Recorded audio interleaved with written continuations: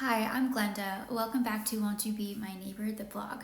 This is season 1, episode 5. You can stream this on Amazon Prime if you want to watch along. This is Mr. Rogers' Neighborhood, Volume 1, the first week program, number 5, the end of the first week. The original air date is February 21st, 1968. So here's the synopsis along with my observations and reflections. This episode opens with Mr. Rogers sitting on his front porch, playing with a red feather. Fred often shows himself playing on camera during the show. Fred is always providing opportunities to develop skills of observation. And I think he's trying to encourage observation and curiosity because curiosity sparks creativity and a desire to reflect.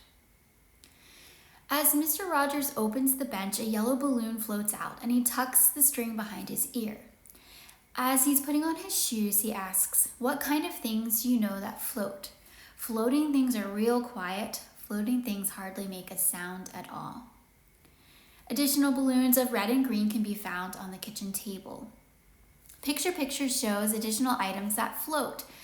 Balloons, bubbles, dandelion seeds, and the leaves on water. The yellow balloon is filled with helium while the green balloon is filled with air. Mr. Rogers explains that air is heavier than helium, so the helium balloon will float to the ceiling when he lets it go. Mr. Rogers is using the balloons to educate on positional and directional concepts. These ideas become more solid in a child's mind by age 2 or 3. Fred embraced that play is serious business for children, and that's how they learn. This is why the segment of his show that not only sets the main theme is also the point at which he plays. Mr. Rogers often combines hands-on play and pretend play in his shows. Fred provides plenty of opportunity to use your imagination, and he's masterful in incorporating developmentally appropriate concepts into the storyline of what's happening in the land of make-believe. Daniel Striped Tiger calls and says that Lady Aberlin is on her way to collect the balloons because he has a peaceful idea. Lady Aberlin wants to attach the helium balloons to notes and float them over the castle wall. The whole neighborhood wants to tell King Friday that they want peace. The notes say things like peace, love, peaceful coexistence, and tenderness. Mr. Rogers and Lady Aberlin practice through role play about how to deliver the balloons. Lady Aberlin tells Mr. Rogers that Daniel Striped Tiger is feeling sad about all of the separation in a land of make-believe. Trolley takes us to the land of make-believe, where we will watch to see if Daniel's peace balloon plan will work. You see, King Friday is worried about more trouble, meaning he's worried about more changes. Many in the land of make-believe have had their feelings hurt by King Friday's attempts to deal with and control change. King Friday orders Edgar and Joe, who are still acting as border guards, to mind their stations. Daniel Tiger and X the Owl are hopeful that Daniel's plan will work. X the Owl thinks Daniel is really smart and has wonderful ideas.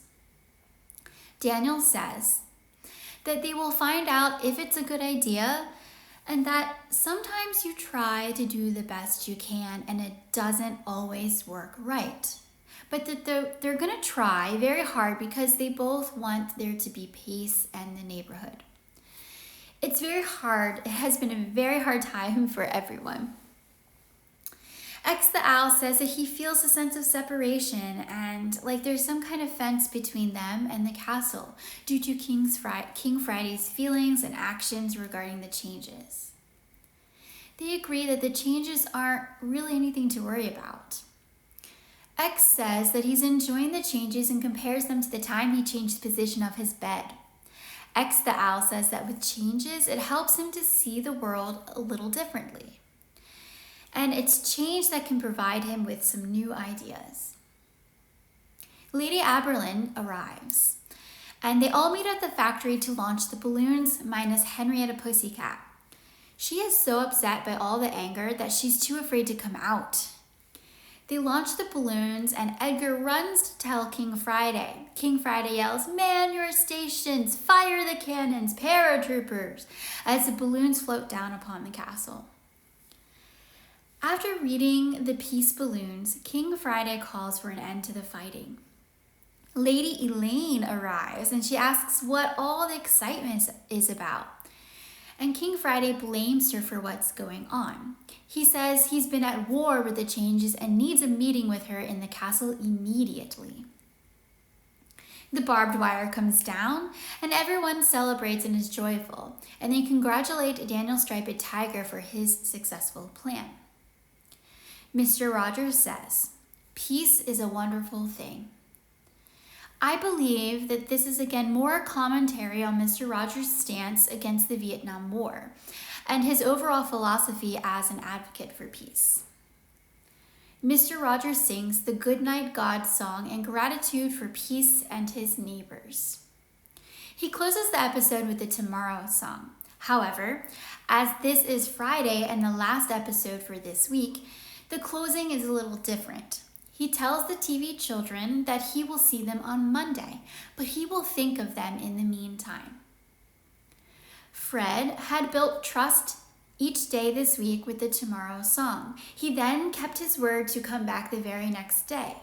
Now, at the end of the week, he is establishing trust that he will return on Monday after the weekend. My additional observations, connections, and reflections. In our attempts to comfort our own pain or soothe our fears, we sometimes do things that hurt the feelings of others in that process, just like King Friday. When you don't know what to do, it's okay to try something, even if it might not work out. And when things change, it can help us to try and understand the perspective of another person. Sometimes, simply having a conversation with someone can help us avoid hurt feelings and come up with solutions. This way, change can be easier for everyone. When someone does something that hurts our feelings, we can try to understand which feelings that person is trying to unskillfully manage. We might be able to help, and if not, it can help us to forgive their behavior. We can let go of the hurt and then move forward. Peace is wonderful. We should be grateful for peace when we have it. However, peace, like love, is a verb, and so it's something we must cultivate. Peace is reflected by our everyday, ordinary actions and responses. Questions for myself. What can I do to cultivate more peace in my life and community? Questions for you. Feel free to answer in the comments. What do you think makes it so hard to have difficult conversations? And most importantly, won't you be my neighbor?